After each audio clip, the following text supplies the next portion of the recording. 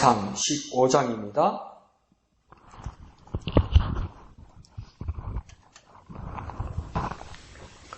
열왕기상 15장 33절에서 그 다음 장 16장 14절까지 다 같이 한 음성으로 읽겠습니다. 유다의 아사 왕 셋째 해에 아히야의 아들 바아사가 디르사에서 모든 이스라엘의 왕이 되어 24년 동안 다스리니라. 바아사가 여호와 보시기에 악을 행하되 여로보암이 길로 행하며 그가 이스라엘에게 범하게 한 그 죄 중에 행하였더라.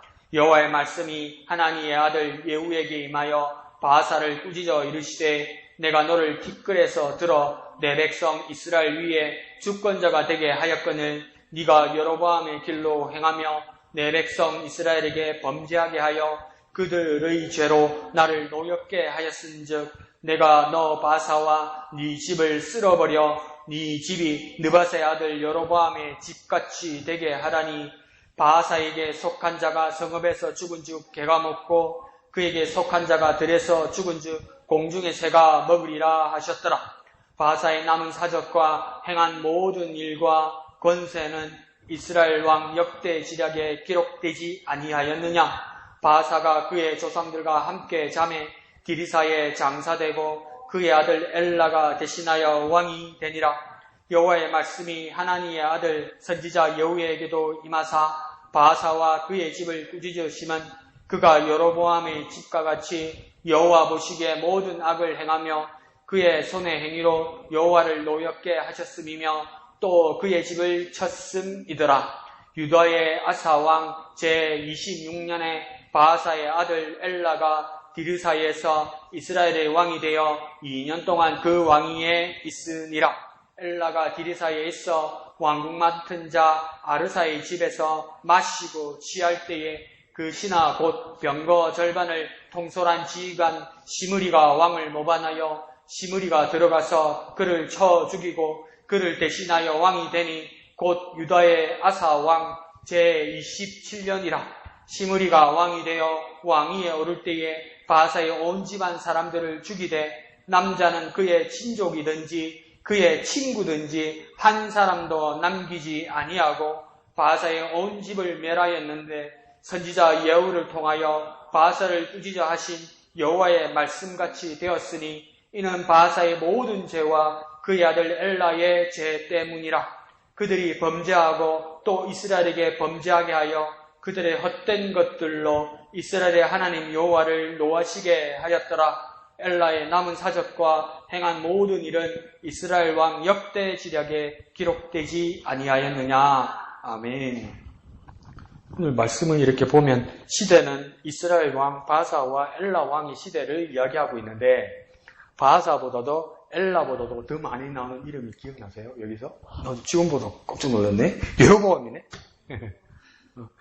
이전에 이미 죽었던 초대왕 여로보암 이야기가 나와요. 근데 나쁜 뜻으로 나오죠, 그죠? 그리고 이게 여로보암 왕조를 끝장낸 것이, 그러니까 여로보암 다음 나답왕, 그 나답 시대에 끝장낸 사람이 이 바아사거든요. 그 바아사가 했는데, 바아사가 그러니까 자기 죽인 그 여로보암 집안 사람들이 이를 따라합니다. 그러니까 이게 제가 여러 번 이렇게 봤는데요. 나는 아빠처럼 안 살아야지, 나는 엄마처럼 안 살아야지 하면서 어릴 때 사춘기 때 원망했던 사람들 있잖아요. 아빠, 엄마 진짜 많이 닮아요. 똑같아요. 저도 그 아버지의 그 예민하고 거친 성격이 이런 거 좀 닮았거든요. 그래도 그리스도인들에게 결정적인 성격에서 그리스도인들은 이렇게 막 변화되는 게 보이거든요. 그러니까 가만히 내버려 두면 가장 대척점에 있는 그 사람, 내가 이렇게 하지 않아야 되겠다고 그 바라보는 그 사람, 이렇게 하지 말아야지, 이렇게 하지 말아야지, 박민교사 삼아야지 하는데 그 사람을 보는데 그 사람하고 똑같이 살아요. 지금 바아사도 뭡니까? 여로보암 집안을 잡았는데, 처치했는데 뭡니까? 여로보암하고 똑같이 한다는 걸 강조하기 위해서 뭐가 더 많이 나옵니까? 바아사 엘라보다도 여로보암 나옵니다. 그 사람이란 거 묘한 거예요. 그러니까 이 모든 악습과 교회는 안 나오는 말이지만 이 모든 악연을 끊어버리는 방법은 하나님의 말씀, 하나님의 능력, 복음밖에 없어요, 여러분. 세상을 바르게 살아가려고 세상을 이기는 방법은 뭐냐면 주님의 말씀, 복음밖에 없어요, 여러분. 그 말씀을 붙드는 것밖에 없어요. 다 닮아요, 여러분. 똑같아져요. 그러니까 뭡니까? 죽을 때까지 아버지 성씨 그대로 달고 끝까지 살다가 죽잖아요. 그 다 이유가 있어요. 근데 우리에게는 어떤 이름이 또 있습니까? 그리스도인이라는 새 이름을 주죠. 그러면 그리스도인답게 살아야 돼요. 그 이름값 해야 되는 거죠. 그러면 세상하고 다르게 살아야 돼요. 세상을 극복하는 삶을 살아야 되는 거죠. 나는 사람이니까 똑같이 이거는 그리스도의 삶이 아닙니다. 근데 지금 바하사도 뭡니까? 그걸 극복하지 못합니다. 자, 오늘 본문을 보면 이스라엘 남북 왕국이 분열된 후에 오늘 본문은 안 나오지만 남유다 왕국은 말 그대로 유다 지파가 계속 그 왕조를 이어갑니다. 그러니까 베냐민 유다 지파가 유다 지파가 주축을 이루면서 그 한 지파였지만 그 유다 지파 다윗의 후손 유다 지파가 그 가문이 끊어지지 않습니다. 그러니까 단 한 번 사고가 나요. 이세벨의 딸 아달랴가 그 여왕이었다가 모반하여서 그 왕의 가족과 그 자손들을 다 죽이죠. 그리고 자기가 잠시 여왕이 된 것처럼 그 왕조를 바꾼 것처럼 그렇게 되었었죠. 그런데 뭡니까? 다시 요아스가 다시 등극해서 그 왕조를 다시 유다 왕조를 다시 복원합니다. 그래서 전체적으로 보면 유다 왕국은 그러니까 남유다는 그대로 유다 지파 다윗의 후손으로 계속 연결돼요. 그래서 쭉 내려오다가 나중에 뭡니까? 왕조가 끊어진 줄 알았는데 나중에 에스라서에 보면 스룹바벨이라는 총독이 나오죠. 그 사람도 유다 지파죠. 근데 그 끊어진 줄 알았는데 계속 연결되고 내려가다가 누굽니까? 예수 그리스도가 그 유다 지파에서 나시는 겁니다. 근데 반면에 북이스라엘은 수많은 쿠데타와 정권들이 이양되는데 막 자주 바뀝니다. 또 다른 가문, 다른 집안 사람, 그래서 뭡니까? 쉽게 말하면 쿠데타가 자꾸 일어나요. 첫 번째 왕이 북이스라엘의 여로보암이죠. 그리고 그 아들 나답이었어요. 근데 이 두 대밖에 못 이어가고 오늘 본문에 나오는 바하사가 그 모반을 일으킵니다. 그래서 그 나답을 처형을 하죠. 그래갖고 새 왕조가 일어나는 거예요. 그리고 그 바하사의 아들 엘라 집안. 근데 바하사, 엘라 이 두 사람 빼고 또 왕조가 또 바뀝니다. 나중에 뒤에 보면 누가 나오냐면 여기도 나오죠. 시므리가 반란을 일으키죠. 그러니까 그 여로보암, 나답 두 사람밖에 왕이 안 이어지고 그 다음 또 바하사, 엘라 두 사람으로 왕은 이어지다가 또 엘라 시대에 시므리에 와서 그 장군이 와서 모반을 해서 시므리가 왕이 되는데 이거 신기합니다. 이거 7일밖에 못 갑니다. 7일밖에 못 가고 그 다음 이름 비슷한 군인이 또 나타나는데 그 사람이 누구냐면 오므리입니다. 오므리. 이 사람이 왜 중요하냐면 이 오므리의 아들이 누구냐면 아합입니다. 아합. 그러니까 7일 만에 시므리가 그러니까 시므리도 장군이었고 오므리도 장군이었던 것 같아요. 그러니까 엘라를 죽이고 바하사 집안의 엘라를 죽이고 시므리가 왕이 되려고 했는데 그러니까 오므리도 유력한 장군이니까 이 장군끼리 왕위를 가지고 싸움하다가 시므리가 밀리니까 7일 만에 어떻게 되냐면 왕궁에 불지르고 죽어버려요. 그리고 그 다음은 오므리, 아합 이렇게 되는 거죠. 그 다음 아합 가문에서 아시야 이게 이세벨의 아들들이죠. 이때 또 누가 나타나냐면 예후라는 사람이 나타나죠. 그래서 예후가 장군이었는데 이 사람도 쿠데타를 일으켜서 그러니까 이 가문을 또 한번 멸문시켜줘요. 이 예후는 누구에게 그 왕의 임명을 받냐면 그 유명한 엘리사에게 받습니다.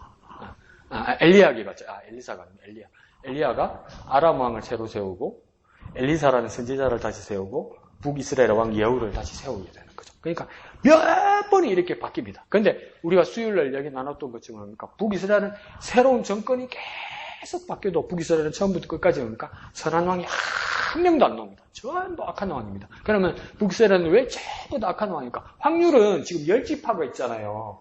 그럼 괜찮은 사람이 나올 만한데 왜 그러냐면 이 악한 왕이라는 겁니까? 정치를 잘못하거나 백성들을 못 살게 하거나 도덕적으로 살지 못하거나 정치적 능력이 부족해서 악한 왕이 아니에요. 이게 뭡니까? 하나님 앞에서 정직하지 못하기 때문이에요. 하나님 앞에서. 그러면 하나님의 사람 그리스도인 삶에서는 제일 먼저 중요한 건 뭡니까? 하나님 앞에서 정직한 거죠. 근데 우리 수요일 봤듯이 아사는 뭡니까? 하나님 앞에서 정직하게 행했다고 이야기하잖아요. 우리의 마음의 정직함으로 하나님 앞에 정직함으로부터 해서 어디까지 가야 됩니까? 바르게 실천해야 돼요. 실천하는 게 왜 중요할까요?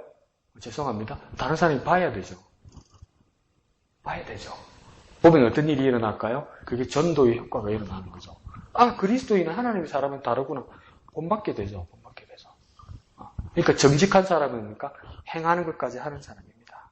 그래서 이 책을 여러 군데 보니까 저는 수요일날 그냥 그렇게만 말씀드렸는데 최소한 그래도 유다에는 선한 왕 3명이 있었다. 그래서 3명만 잡으면 여호사밧, 그 다음 히스기야, 그 다음 요시야 이렇게 됐는데 거기다 선한 왕 4명을 잡으면 한 사람 더 그 위에 아사 왕이다. 그래서 아사, 여호사밧, 히스기야, 요아스 이렇게 봤는데요. 오늘 또 다른 분은 뭐냐면 선한 왕을 8명을 잡았더라고요. 기준이 다 다른가 봐요. 그 8명이나 잡았을까? 아직도 확실하게 찾아보지는 않았지만 8명을 잡은 이유는 그걸 겁니다. 이 왕들이 죽었을 때 왕의 묘실에 들어간 사람, 그러니까 가족장 안에 들어간 사람은 그나마 선한 왕으로 잡아보는 것 같아요. 잘 못했어도 마지막 평가에서 백성들과 선지자들과 궁중의 사람들이 그래도 우리 가문 묘실, 가족장 묘실 안에 들어갈 만하다 이러면 뭐 그냥 괜찮은 왕으로 세웠는가 봐요. 그러니까 뭐 국민 여론조사에서 몇 퍼센트가 되는지를 모르겠지만 그 정도로 받는가 봐요. 그러니까 기준이 여러 가지입니다. 3가지가 있고요. 3명이 있고요. 4명이 있고요. 8명도 있는가 봅니다. 그렇게 넓게 한번 생각해 보십시오. 자, 그래서 오늘 15장 33절 44절에 보면 바하사가 여로보암 나답의 왕조를 멸한 것은 뭐냐면 하나님의 뜻이었다고 이렇게 보고 있습니다. 그러니까 여로보암의 죄, 나답의 죄를 하나님이 보다 못해서 그러니까 이스라엘 백성들을 위해서 하나님 앞에서 바른 일을 하는 자들을 뽑거나 안 그러면 바른 일을 한 자를 뽑기 전에 그러니까 이 잘못된 것을 심판하고 형벌하기 위해서 하나님이 누구를 세웠냐면 바하사를 세웠던 겁니다. 그러니까 하나님의 뜻이죠. 그런데 문제는 뭐냐면 오늘 34절에 보면 하나님이 도구로 쓰여졌던 바하사마저도 어떻게 평가됩니까? 34절에 여호와 보시기에 악을 행했다 이렇게.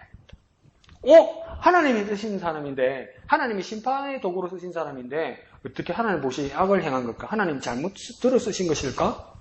그런데 가만히 보면 하나님이 일꾼으로 쓰임받았는데 그 상태는 악을 행하고 있다는 상황이 많이들 성경에는 나타납니다. 더 극단적으로 적용해보면 뭡니까? 내가 하나님의 사명을 받고 일하는데 때로는 그 은혜를 받았어도 그것이 분명한 진실이어도 내가 정말 은혜 받고 내가 하나님 앞에 쓰임받았어도 그게 영원하거나 확고부동한 상태를 지원해 주지를 못한다는 겁니다. 그러니까 내가 은혜 받았어요. 내가 정말 구원받은 사람처럼 교회에서 열심히 성실을 했어요. 근데 어느 순간 돌아서더라는 거죠. 여러분은 몇 번 말씀드렸는지 모르겠지만 제가 초등학교 4학년 때 주일학교 때 저의 반을 담당하던 선생님이 고등학교 선생님, 남자 선생님이었어요. 근데 그 선생님이 지금 그 복음성의 작사, 작곡가는 다른 사람 이름으로 됐지만 그 초안을 만드는 분은 우리 초등학교 때 그 고등학교 선생님이었어요. 뭐냐면 실로암. 그분이 만들었어요. 그래서 그분이 나중에 고등학교 졸업하고 평택인가 있는 칼빈 신학교 이렇게 입학도 하고 그랬죠. 근데 제가 고등학교 때 버스 정류장에서 한번 만났는데 깜짝 놀랐어요. 근데 너무 민망해서 두 사람이 모른 척 했어요. 그러니까 이분이 버스 정류장에서 담배를 심각하게 피고 있는 거예요. 그래서 그분도 저를 아는데 깜짝 놀라고 나도 깜짝 놀라서 인사도 못하고 서로 모른 척 했어요. 민망해서. 그래서 나중에 이야기를 들어보니까 신학교 가고 나서 마음이 너무 힘들었던가 봐요. 이게 적응을 못했던가 봐요. 적응을 못할 수 있죠. 못하면 근데 신학교 중간에 자퇴한다고 해서 그게 뭐 잘못된 겁니까? 평신도로도 하나님 앞에 성실히 또 지내면 되죠. 너무 자기가 그걸 적응을 못해서 교회를 떠나고 믿음을 떠났다고 너는 얘기를 들었단 말이죠. 근데 실로하면 뭡니까? 좀 많이 보이죠. 그래서 내가 또 어느 목사님 댁에 외국에 있을 때 이렇게 하숙을 하다가 그 목사님이 저한테 그러는 거예요. 우경아, 예? 그러니까. 그 찬양 있잖아. 주님 가신 길, 십자가의 길, 험하고도 무거웠던 길, 그거 있잖아요. 오 나의 주님 용서하소서. 그 엄청 친한 친구였대요. 주님 떠났대요. 그런 일이 있는 거예요. 그러니까 우리가 구원받았다는 것에 대해서 하나님은 한없는 은혜를 내려주셨지만 우리 그 다음에 우리의 삶이 오늘 바하사처럼 악을 행하거나 그럴 수도 있고 또한 우리가 구원받았다는 그 교만함과 안일한 생각들이 영원하거나 확고부동한 상태를 지원해 주지는 못한다는 겁니다. 그런 일들이 성경에도 우리의 삶의 주위에도 있다는 겁니다. 그러니까 심지어 성경에도 그런 말이 있죠. 하나님이 바로의 마음을 강팍하게 하셨다. 그러니까 바로 왕은 모세시대의 바로 왕은 나쁜 왕인데 바로는 왜 저렇게 못됐을까? 타고나기를 그랬을까? 마음을 잘못 먹었을까? 생각을 잘못했을까? 의지가 왜 저럴까? 양심이 왜 저럴까? 이렇게 생각할 수도 있지만 성경은 출애굽기에서 뭐라고 하냐면 하나님이 그렇게 하셨다고 얘기해요. 하나님이 필요하셔서 그렇게 쓰신 적도 있다는 거예요. 그리고 나중에 유다 왕국 말기에도 너무나 죄악이 간영하고 도저히 개선의 여지가 없으니까 하나님 뭡니까? 바깥으로 해 한번 냈다가 들어오게 하기 위해서입니까? 70년 동안 포로살에 살이하고 이 예루살렘 성전을 멸망시키고 왕궁을 부수기 위해서 누구를 썼습니까? 바벨론 왕 느부갓네살을 썼단 말이에요. 느부갓네살 손으로 그것을 처벌하셨단 말이에요. 근데 이게 얼마나 황당한 이야기입니까? 성소에서 지성소로 들어갈 때 이스라엘 사람도 아무 때나 못 들어갔단 말이에요. 하나님이 그가 있는 지성소에는. 그래서 유대인 달력에서 7월에 대속죄를 한 번, 대제사장에게 단 한 번 들어가는데 그것도 절차를 따라서 들어가지 못하면 죽게 된단 말이에요. 단 한 번 들어가는 일인데 그래서 지성소에는 아무도 못 들어가는 그런 거룩하고 지극히 거룩한 것인데 느부갓네살과 바벨론 군사들이 하나님의 성전에 들어서 말탄채로 들어와서 그 성소 지성 사이를 칼로 창으로 다 찢어버리고 그 기명들, 그 기물들 있잖아요. 다 실어가는 거예요. 그래서 이스라엘 다른 기록에 보면 뭐라고 됐냐면 무서워서 이스라엘 사람도 못 들어가는데 군사들이 들어가서 그걸 다 찢어버리고 부숴버리고 불태워버리는데 아무 일이 없는 거예요. 아무 일이. 근데 이스라엘 백성들이 그 처참함을 어떻게 기록해두었냐면 그 하나님을 조롱한다고 바벨론 군사들이 날카로운 차가 하늘을 향해서 확 휘둘렀다잖아. 하나님 찢는 거라고. 하나님 찢는 거라고. 그러니까 그 이스라엘 백성들을 그렇게 정벌당하고 심판받고 형벌받았지만 그 느부갓네살 왕과 바벨론 군사들도 얼마나 오만하고 교만하고 하나님을 조롱하는 자들이었습니까? 그래서 나중에 예레미야서에서도 그렇게 말씀하시죠. 바벨론은 또 그 죄악으로 말미암아 심판받을 것이다. 자기 심판, 자기에서 심판. 그러니까 옛날 자기 공로 계속 들이대지 말란 말이에요. 옛날 자기 공로. 옛날에 한번 열심히 했던 거. 옛날에 헌금 한번 했던 거. 옛날에 한번 열심히 잘했던 거. 그것 가지고 내가 영원히 보장된다고 생각하지 말고요. 지금 내 잘못과 내 죄악과 내 교만과 내 불신에 대해서 심판받는다는 겁니다. 그러니까 목사님 한 번씩 이렇게 우스갯소리로 말씀하시는 것처럼 노루 때려잡은 몽둥이로 아직도 국물 우려 먹는 소리 하면 안 된다는 겁니다. 옛날 은혜 받은 것 가지고 아직도 써먹으면 곤란하다는 겁니다. 그리고 나는 택한 백성이기 때문에 끄떡없을 거라는 그런 근거 없는 말을 이제 그만하라는 겁니다. 바울도 그래서 두려워했습니다. 내가 쓰임받고 도로 버림을 받을까 두려워한다 했어요. 내가 쓰임받고 나중에 도로 버림받는다는 말은 뭐냐면 이게 바울이 얼마나 두려워하면서 한 말이냐면 하나님이 위대한 사도이기 때문에 말씀 전하고 능력 행하니까 많은 사람들이 하나님께로 돌아오고 그리스도께로 돌아오고 하나님 자녀 만들었단 말이에요. 그게 쓰임받는 사람 누구입니까? 바로 한 사람이에요. 그래서 내가 많은 사람들을 나를 통해서 하나님의 능력으로 이 사람들을 구원하게 만들었단 말이에요. 근데 정작 내가 교만하거나 정작 내가 착각하거나 정작 내가 실수하고 범죄해서 나는 버림받으면 어떡하냐 이거예요. 거기에 대해서 항상 두려워했다는 거예요. 그러니까 더 쉽게 말하면 저와 우리 여러분의 삶에서 한번 적용하면 내가 전도 많이 했어. 내가 전도한 사람도 많아요. 그렇다고 내 구원이 보장되는 게 아니란 말이에요. 그 쉽게 말해볼까요? 내가 전도 많이 했기 때문에 사람들 많이 복음 전해서 구원시켰기 때문에 난 아무렇게 살아도 끄떡없다는 그런 건 없단 말이에요. 그런 거. 근데 그걸 착각하게 되죠. 우리는 착각하게 되죠. 바하사에게도 그런 일들이 일어나는 겁니다. 더 중요한 겁니까? 옛날이 아니라 지금 내가 하나님 앞에 겸손하게 쓰임받아야 됩니다. 옛날뿐만 아니라 옛날에 쓰임받았다면 옛날뿐만 아니라 지금 내가 하나님 앞에 겸손하게 쓰임받아야 된다. 지금도 쓰임받아야 되는 거야. 지금도 주님을 위해서 일해야 되는 거야. 아이고 고생했는데 쉬어야죠. 그게 목사님도 말씀하시지만 저도 저런 다른 곳에서 이렇게 부사역 하면서도 느낀 게 뭐냐면 연말 되면 목사, 부목사, 담임 목사님은 저만합니다. 교인들 막 눈치 봅니다. 왜요? 연말쯤 되면 합니다. 목사님 상담할 게 있었어요. 전도사님 좀 드릴 말씀 있어요. 말씀하시니까 올 한 해 너무 고생했다. 내년에는 쉬고 싶어요. 그런 사람 정말 많아요. 그럼 또 달래야 돼요. 사업이면 그냥 사업으로 생각하면 이 사람 다음에 다른 사람을 대체할 사람이 어디 있을까? 물색하면 되죠. 그러면 일은 일구어져 나가겠죠. 근데 이 사람을 개인적으로 하나님 앞에 설 사람을 생각하면 붙들어줘야 되는데 어떻게 붙들어줘야 될까? 세상말로 구간이 명간이라서 붙들어줘야 될까? 그런 어려움이 있어요. 근데 잘 붙드는 경우가 있으면 다행인데 어떤 경우에는 진짜 그분도 이제 뜻이 확고해서 나쁜 말로 고집이 세어서 잠시 쉬겠다 해서 그 사역을 내려놓을 때가 있어요. 근데 죄송합니다. 확률로 보면요 거의 다가 한 번 쉬는데 영원히 쉬어요. 근데 교회에서 쉬는 게 아니고요 교회 밖에서 영원히 시간 대부분 그래요. 지금이 중요합니다. 지금이 중요합니다. 지금.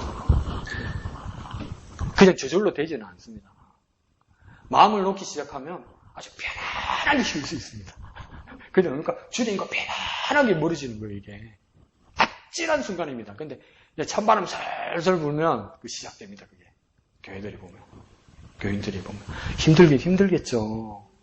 그런데 그렇게 되면 영원히 쉬는 거죠. 그러니까 지금 내가 주님 앞에 계속 쓰임받을 수 있도록, 그렇게 귀한 사랑받을 수 있도록 열심히 일하는 저와 여러분 되었으면 좋겠습니다. 자, 그러면서 16장 1절이 시작되면서 이제 누가 나타나냐면 하나님의 선지자 예후를 통해서 하나님이 이들을 꾸짖으십니다. 2절에서 말씀하시기를 너를 티끌에서 주권자로 만들어 주었는데 이렇게 말하는 거예요. 티끌에서 주권자로 만들어 주었다는 걸 어떻게 한번 생각해 볼까요? 먼지 같은 곳에서 가장 중요한 위치로 옮겨주셨다 이겁니다. 그러니까 이 먼지는 뭐냐면 그냥 흙 이게 아니고요. 여러분 아무리 집 깨끗이 청소를 해도 이 장롱 밑에 이런 데 보면 어쩌다가 훅 날리다 보면 먼지 나오죠. 먼지. 근데 이거 쏨 같은 먼지 있죠. 훅 날리는 먼지. 이걸 말하는 겁니다. 니는 그런 존재였어. 이렇게 말하는 거예요. 아무 가치 없는 흙이면 모아서 빚어서 뭐 도자기라 만들고 뭐 항아리라도 만들고 뚝배기라도 만들고 필요한데 쓰긴 하지. 이거는 뭡니까? 그냥 쏨 같은 먼지. 아무 가치 없는 거 바람이 훅 날리는, 안 그러면 농 밑에 있는 그런 먼지 같은 자리에서, 그런 자리에서 뭡니까? 주권자로 만들어줬다. 가장 중요한 위치로 옮겨주셨다는 겁니다. 그러니까 천민, 종, 노예, 하인 같은 신분에서 왕으로 삼아주셨다는 거예요. 그러니까 오늘 우리에게도 뭡니까? 하나님 우리에게 주신 은혜는 무엇입니까? 존재감 없던 자에서 주인공으로 우리를 만들어주셨다는 겁니다. 저희 노예에서 왕이신 하나님의 자녀로 삼아주셨다는 겁니다. 그러니까 구한말 조선 말기에 일제시대 때 선교사들이 와서 복음을 전하고 이럴 때 누가 먼저 복음을 제일 많이 받았습니까? 양반보다요. 천민들이었어요.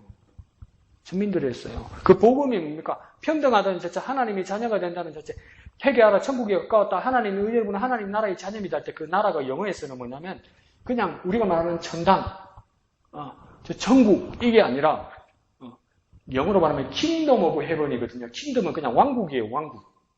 그러니까 한 나라로 생각했던 거예요. 우리나라의 어떤 천출이나 천민들은. 그러니까 조선이란 나라에서는 나는 성도 없고 이름도 없고 얄궂은 별명으로 요 꼬맹이 같은 애들도 뭐 백정 같은 경우에는 함께 같이 해놓고 말 놓고 이랬단 말이에요. 야, 저 이랬단 말이에요.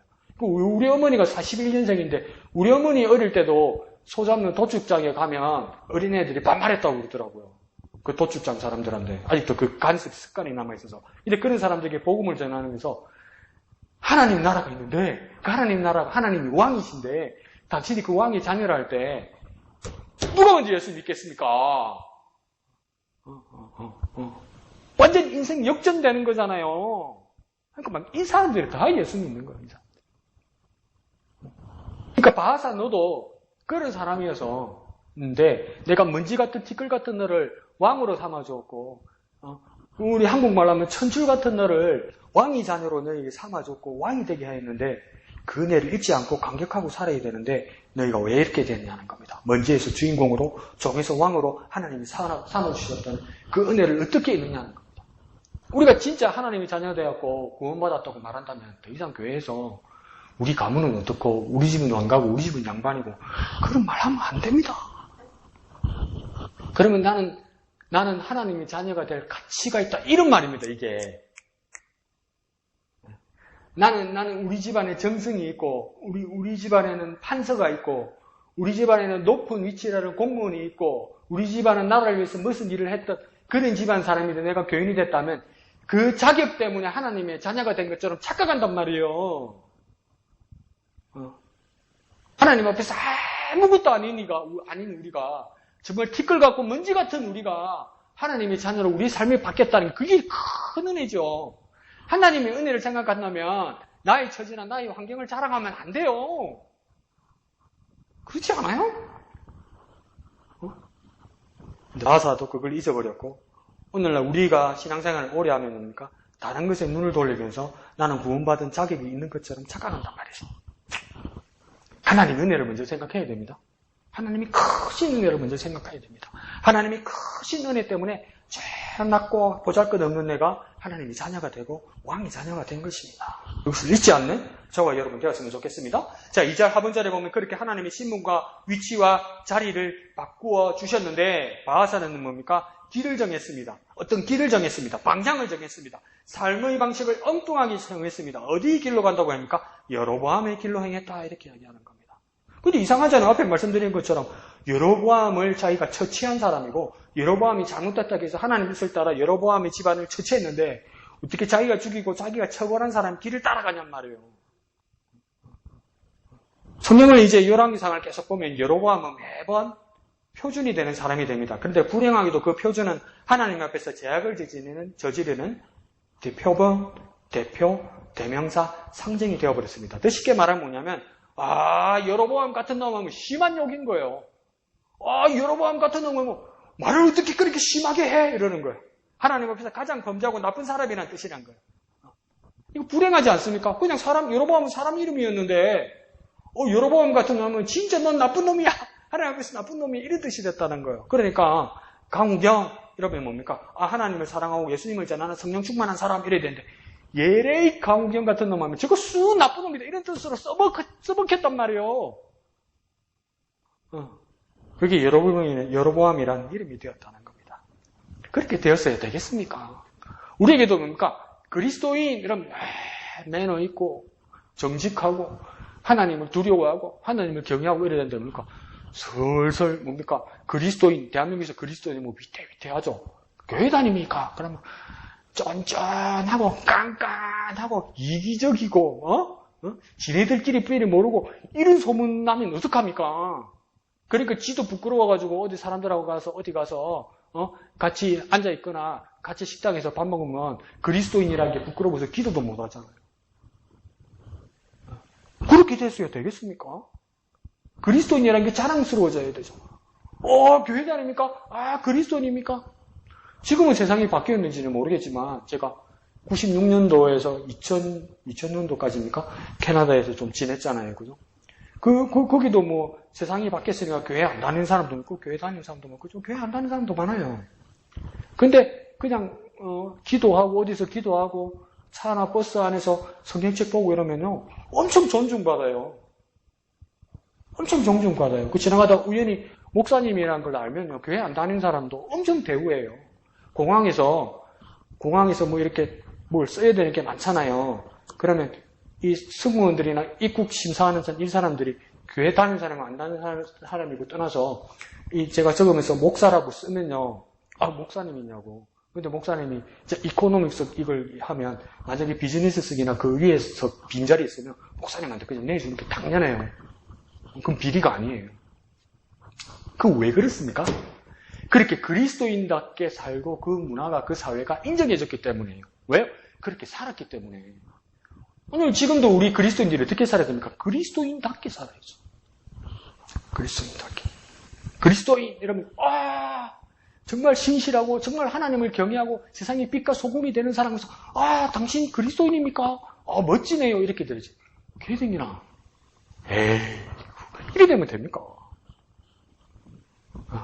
근데 뭡니까? 여로보암은 나쁜 뜻으로 쓰는 거예요. 여로보암 어쨌다고 여로보암하고 관련이 된 인생이 이렇게 되는 거죠.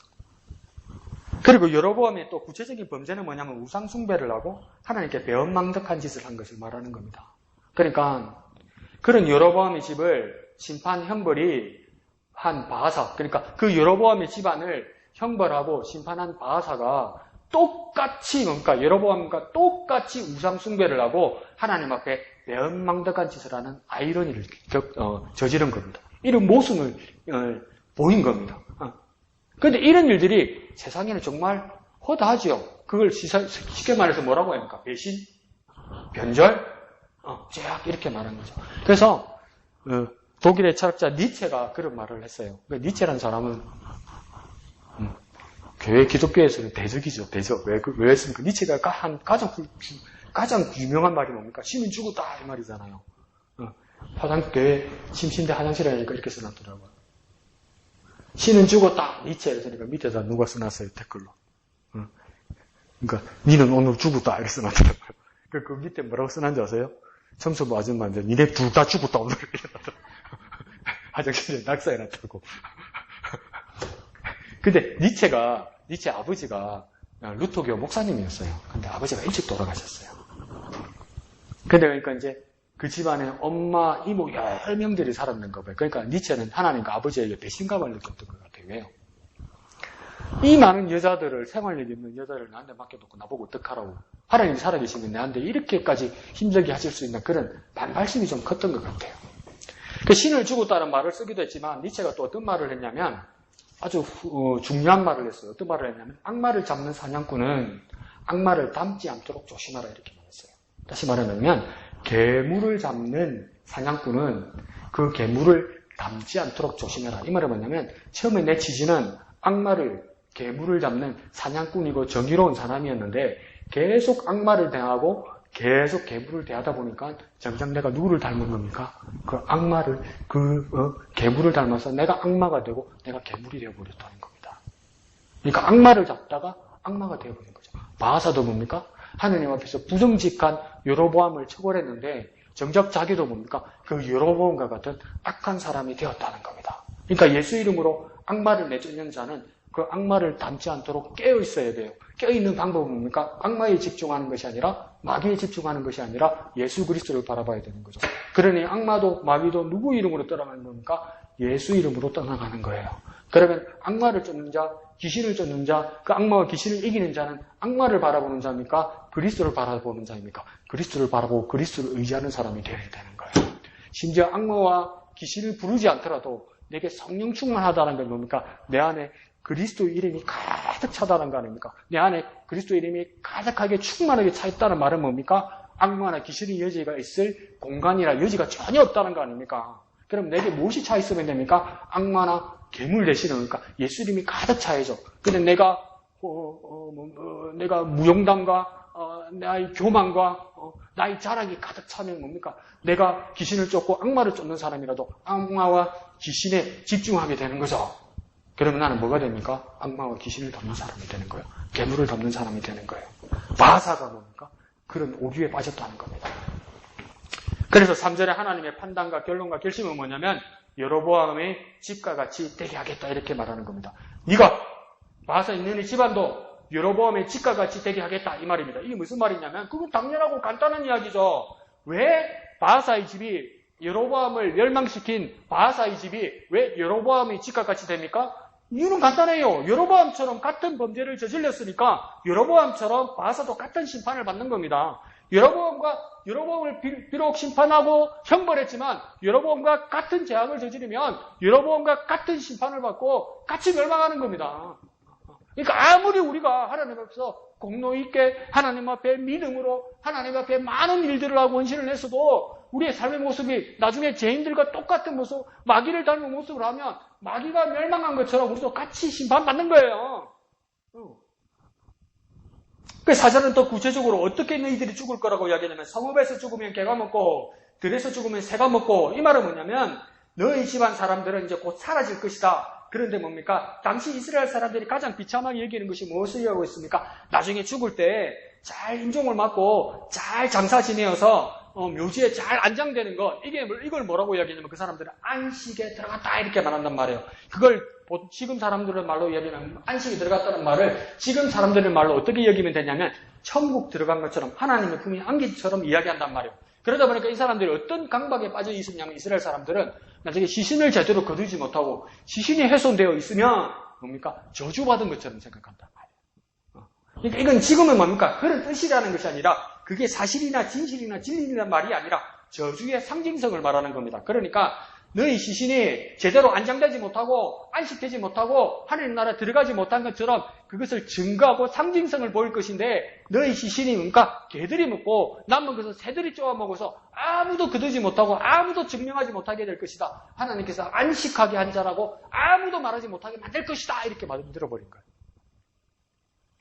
그래서 2절에서 하나님께서 뭐라고 해야 합니까? 나 하나님이 봐서 너를 길거리에서 주권자로 세웠는데 이제는 하나님을 따르는 것이 아니라 저주받은 여로보암의 죄악을 따름으로 개가 먹고 새가 먹는 처참한 길거리 자리, 먼지의 자리, 아니 쓰레기 자리로 다시 돌아가게 된단 말입니다. 다시 돌아가 버렸어요. 먼지와 티끌이 자리에서 주권자로 만들었는데 그 제약으로 말미암아 주권자 자리에서 뭡니까? 다시 먼지와 티끌이 자리로 다시 돌아가 버린 거예요. 다시 돌아가 버린 거죠. 이걸 전문 용어로 뭐라고 합니까? 완전히 돌아버린 거죠. 완전히 돌아가 버린 거예요. 하나님 상하름으로 우리 또한 그 아들 예수 그리스도가 제약 가운데 있는 우리를 죽음에서 구원하셨는데 주님께서 우리를 옮겨 놓으셨는데 우리의 타락과 배교와 배신의 삶이 다시 제약의 자리로 돌아간다면 이거 얼마나 비참합니까? 주님께서 우리를 구원해 주셨는데 우리의 제약의 자리에서 우리 저주의 자리에서 우리의 지옥의 자리에서 이건 우리가 기어서 나온 것도 아니고 주님이 억지로 끌고 와서 우리가 구원받은 것도 아니고 주님께서 끌어내어 주셨는데 그래서 그 삶 따라 이제 그 모습 따라 살아가면 되는데 우리의 제약이 다시 돌아가게 한단 말이에요. 이거 얼마나 비참합니까? 그러니 우리 어떻게 살아야 됩니까? 우리를 구원하신 자리에서 절대 떠나지 말아야 됩니다. 절대 떠나지 말아야 돼요. 우리를 구원하신 자리에서 절대 떠나지 말아야 돼요. 내가 어디서 나왔는지를 정확하게 기억해야 돼요, 여러분. 내가 지옥의 자리에서, 내가 자학의 자리에서, 내가 저주의 자리에서, 내가 구원받은 자리로 나왔어요. 그러니까 내가 여기서 나왔다는 것을 정확하게 알고 있어야 돼요. 근데 이걸 모르고 있고, 이걸 잊어버리고 있고, 중간에 이걸 뭔가 헷갈리기 시작하면 뭔가 열심히 살아서 저기로 돌아간단 말이에요. 왜 열심히 사는데 여기 돌아갑니까? 하나님이 없으면 그렇게 돼요. 아무리 열심히 살아도. 몇 번 말씀드리잖아요. 히딩크가 처음에 한국 대표팀 감독으로 와서 한국 선수들 공차고 뛰는 거 보고 재밌다고 막 웃었다잖아요. 왜 웃으십니까? 그러니까 진짜 열심히 뛰는데 뭐 때문에 뛰는지 모르겠다는 거예요. 그냥 뛰는 거예요. 그냥. 목적 없이 뛰는 거예요. 그러니까 축구 선수가 열심히 뛰는 이유는 뭡니까? 골 넣으려고 뛰는 거 아닙니까? 근데 어떤 애들은 역주행을 하는 거야. 역주행. 우리나라 선수가 우리 골대로 뛰는 거야. 근데 열심히만 하는 거야. 그 무슨 의미가 있냐는 거야. 그러니까 우리가 예수님의 이름으로 지옥의 자리에서 구원받았는데 주님 없이 예수 이름 없이 열심히 달리는 거 있잖아요. 그게 무슨 의미가 있어요. 죄송합니다. 그 말 쓰면 안 된다고 그러는데 자살골이 아니고 자책골이에요. 자책골. 지는 골을 지금 우리가 넣는단 말이에요. 그러니까 우리를 구원하신 자리, 그 자리에서 결코 떠나지 말아야 합니다. 잊지 말아야 합니다. 자, 6절에서 이제 바사의 아들 엘라가 뒤를 이어 왕이 됩니다. 바사가 죽고요. 그리고 9절에 그런데 이 엘라가 뭐 하고 있습니까? 왕이 일단 자기 왕인데요. 왕궁에 있지 않아요. 그러니까 왕궁에 있지 않다는 말은 뭡니까? 왕의 임무를 하지 않았다 이 말입니다. 네. 왕이요? 왕의 자리를 지키지 않았다는 겁니다. 우리도요, 하나님의 자녀입니다. 하나님의 자녀면요, 하나님의 자녀의 자리를 지켜야 돼요. 하나님의 자녀의 자리를 지키는 일은 무엇입니까? 쉽습니다. 하나님이 일을 할 때 하나님의 자녀의 자리를 지키는 겁니다. 우리는 하나님의 자녀이기 때문에 우리 자리를 지키는 방법은 뭐냐면 하나님의 일을 하는 겁니다. 하나님의 일을요. 그때 하나님의 자녀가 되는 겁니다. 하나님의 자녀라는 것을 확증하는 겁니다. 아무리 말만 해가지고 안 되고 하나님 일을 하는 자가 되어야 돼요.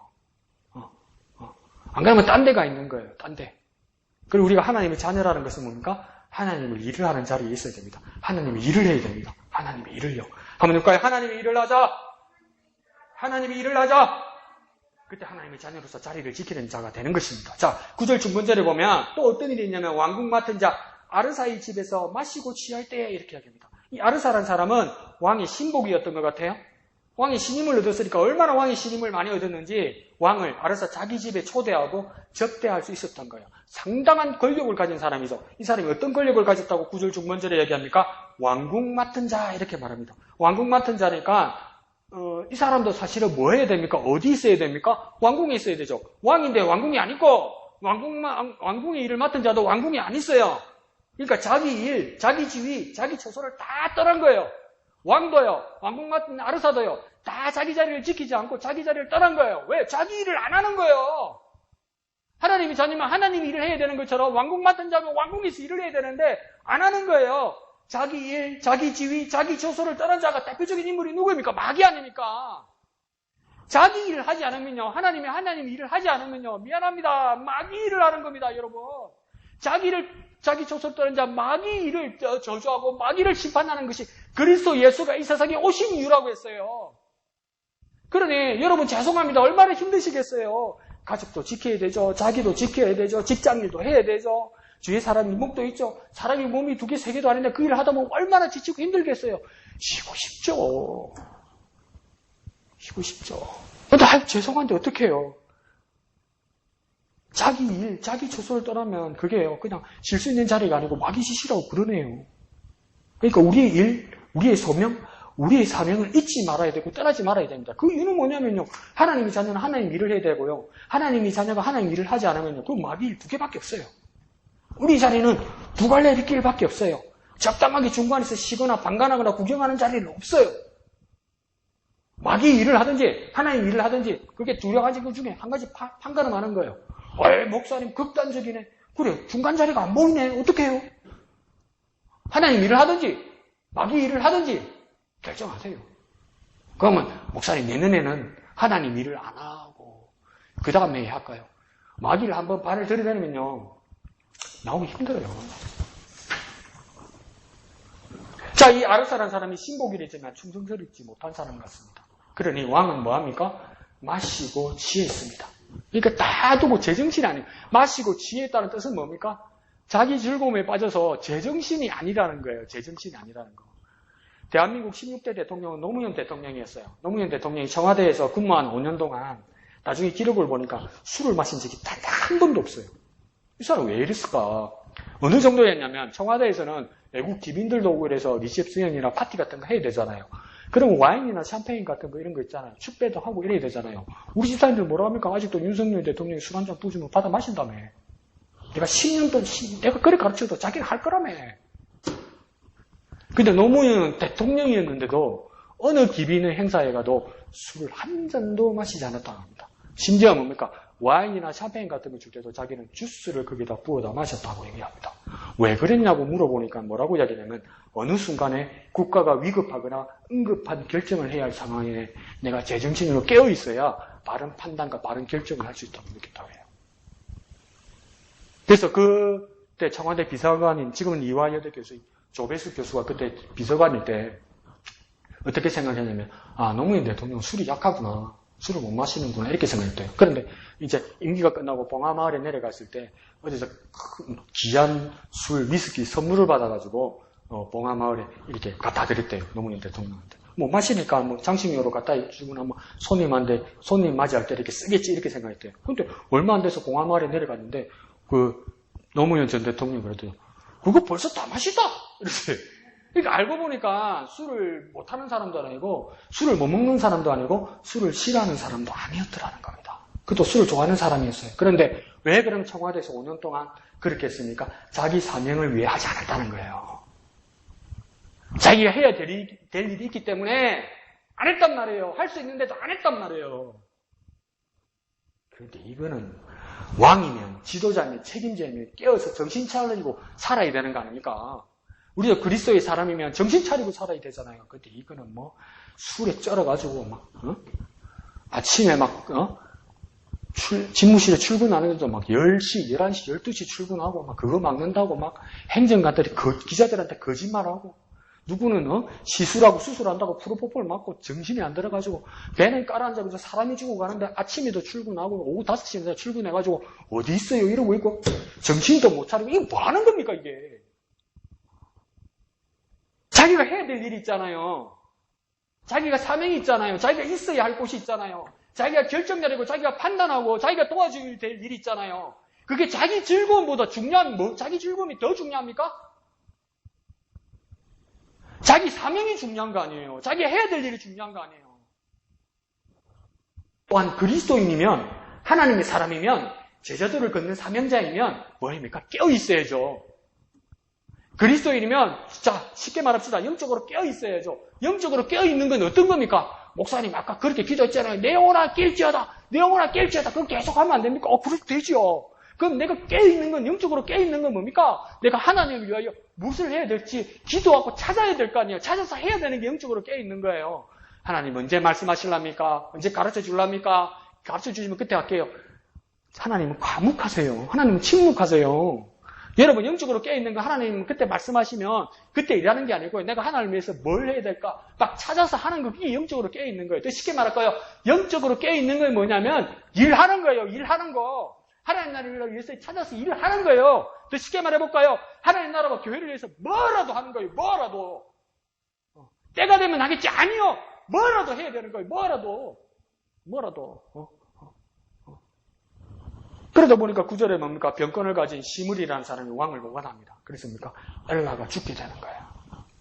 근데 시므리가 어디에 있었다고 합니까? 아마 전시였던 거예요. 전장에 있었던 거예요. 그러니까 지금 뭡니까? 아르사란 상과 엘라는 왕이 되어서 뭡니까? 나라는 지금 군인들은 전쟁하고 있는데 지는 뭐하고 있었습니까? 남의 집에 가서 술 먹고 얼싸지얼싸 놀았다는 겁니다. 죽어 마땅하지 않습니까? 죽어 마땅하다는 것보다는 필요 없는 사람 아닙니까? 필요한 사람이 따로 그 자리에 앉아야 되는 것 아닙니까? 그러다 보니까 11절, 12절 3반절에 보니까 아주 처참하게 당합니다. 바하사 집안의 온 사람들을 죽이되 남자나 그 친족이나 친구든지 한 사람도 남기지 않고 다 죽였다는 겁니다. 12절에는요, 바하사의 온 집을 면하였는데 관계 있는 사람까지 다 죽였다는 겁니다. 이거요, 뭡니까? 내 이거 친한데, 왕하고 친한데, 내 알고 있는데 이러던 사람이, 그거 다 자랑 있을 거 아니에요? 그거 백 된다고 해서 뒷돈도 먹고 이랬을 거 아니에요? 내가 나중에 가서 말해가지고 니한테 정보 봐줄게 이랬을 거 아니에요? 그 자랑을 다 죽었다는 거예요. 안 친한데도 친한 척한 사람 어떻게 됐습니까? 그 사람도 죽어요. 그런데요, 이렇게 기묘하면서 안타까운 게 뭐냐면요, 오늘 본문을 보면 군데군데 여로보암 다음에 또 가장 많이 나오는 사람이 누구냐면 16장 1절 가운데, 7절 가운데, 12절 가운데 같은 사람의 이름이 계속 반복됩니다. 누구입니까? 하나님의 아들 선지자 예후입니다. 예후란 사람이 계속 반복됩니다. 그런데 그가 계속 여호와의 말씀을 전합니다. 뭐라고 얘기하면 여왕들의 행태가 여로보암과 같다고 지적합니다. 그리고 그 행태가 어떤 결과를 이룬다고 말하냐면 여호와를 노엽게 한다고 계속 경고합니다. 계속 경고해요.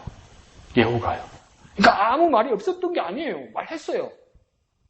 그리고 하나님의 뜻이라고 그랬고, 심지어 그러니까 하나님을 노엽게 하는 거, 하나님 화나게 하는 거라고 이야기했어요. 애들도요, 3살 먹은 애들도요, 아빠가 무섭고 엄마가 무서운 걸 알면요, 손 안 때리고, 이제 고함 안 질러도요, 이러면, 아빠 화났다, 엄마 화났다 해서 알아서 해요. 근데 예후라는 선지자가 지금 뭡니까? 몇 번이나 큰 소리로 하나님이 노하셨다, 하나님이 경노하셨다, 하나님께서 합당한 자였다 계속 말하는데 뭡니까? 끄떡을 안 합니다. 바하사 왕도요, 엘라도요, 회개하지 않습니다. 돌아오지 않아요. 근데 더 희한한 건 뭔지 아십니까? 이 선지자를 내치지도 않아요. 이렇게 입 바른 소리를 하는 이 선지자 예후를 내치지도 않아요. 회개하지도 않고 돌아오지도 않으면 나한테 왜 이렇게 말 함부로 해서 막 혼낼 것 같고 처벌할 것 같은데 내치지도 않아요. 이 선지자를 내치지도 않으면서 그러니까 하나님께 적극 반항하지도 않아요. 근데 이게 어떤 문제냐면 그냥 들어도 가만히 있는 겁니다. 그냥 들어도 가만히 있어요. 변함이 없어요. 회개하지도 않고 돌아오지도 않고 선지자도 내치지 않고 하나님 앞에 적극 반항하지도 않는데 뭡니까? 가만히 있어요. 그대로 있어요. 변화가 없어요. 근데 뭡니까? 가만히 있었고 하나님 앞에 대항하지도 않고 저항하지도 않았는데 이 모든 모습을 뭐라고 하나님은 판정하였냐면 여호와를 노엽게 한 제약이라는 거예요. 우리 삶으로 한번 적용해 볼까요? 들어도 가만히 변하지 않는 거 있죠? 그 제약입니다. 주일 오전에 목사님께서 모든 성도들에게 하나님 말씀이라면서 이렇게 살아야 되고 이렇게 변화되어야 되고 이렇게 나아가야 하나님 뜻이라고 말할 때 아무도 반항하지 않고 아무도 기분 나쁘지 않고 아무도 예배당 중간에 바깥에 나가는 사람 없어요. 목사님한테 대드는 사람 없어요. 다행이죠. 그런데 뭡니까? 변화되지 않는 거 있죠. 그대로 있는 거 있죠. 그건 뭡니까? 하나님의 제약이라고요. 하나님 노엽게 하는 거라고요. 목사님 말씀 맞습니다. 좋네요. 근데 나는 그렇게 하지 않는 거 그거 제약이라고요. 안 대들었는데요. 변하지 않으면 제약이라고요. 이러면 안 된다고 선지자 예언을 통해서 3번이나 말했고 여로보암이 제약자는 살아서 안 된다고 4번이라고 오늘 본문에서 말합니다. 그런데 뭡니까? 끄떡을 안 합니다. 다 들어요. 반항하지도 않아요. 선지자를 처벌하지도 않아요. 근데 문제는 뭡니까? 끄떡을 안 합니다. 정말 반석 같은 믿음인지 듣고는 모르는 게 아닐 건데 뭡니까? 회개하지 않습니다. 변하지 않습니다. 그렇다고 반항하지도 않습니다. 우리로 따지면 다음에 교회에 아무 일 없다는 듯이 그냥 그렇게 와서 앉아 있습니다. 근데 이것이 변하지 않는 이것이 하나님을 노엽게 한다 이 말이에요. 그게 죄악이란 말이에요. 또 쉽게 말할 거예요. 그대로 그건 죄악이라고요. 여전히 그대로 이게 뭡니까? 죄악이라고요. 그렇게 하나님 말씀이라고 들었는데 나는 끄떡도 안 하는 거 있잖아. 이거 죄악이라고요. 오늘 우리에게 주신 하나님 말씀은 뭘까요? 그대로는 안 된다는 겁니다. 이대로는 안 된다는 겁니다. 어떻게 해야 될까요? 회개해야 합니다. 회개한다는 말은 뭘까요? 변화되어야 됩니다. 무언가 변해야 돼요. 무언가 변해야 되고 무언가 바뀌어야 돼요. 더 극단적으로 말씀드릴까요? 바뀌지 않으면 죄악입니다. 바뀌지 않으면 죄악입니다. 아, 그래도 교회 왔네? 그래도 앉아있네? 그래도 듣고 있네? 그래도 괜찮다. 하나님 이렇게 말하지 않는다는 거예요. 그거 야 바하사도 그렇고 엘라도 그랬다 야. 다 그렇게 죽었잖아. 그 무슨 말입니까? 죄악이란 말입니다. 그러면 우리 어떻게 해야 됩니까? 변해야 됩니다. 바뀌어야 됩니다. 이렇게 변화로 바뀌어진 모습으로 나아가는 저와 여러분 되었으면 좋겠습니다. 죄송하지만 우리가 우리 영혼에 우리 삶에 한번 다짐해볼까요? 다 같이 한번 해볼까요? 그대로는 안 됩니다. 이대로는 안 됩니다. 회개합시다. 변화됩시다. 그대로는 안 됩니다. 이대로는 안 됩니다. 회개합시다. 변화됩시다. 그래서 주님 앞에 나아가는 저와 여러분 되시기를 거룩하신 예수님 이름으로 축원드립니다. 다 같이 찬송하신 후에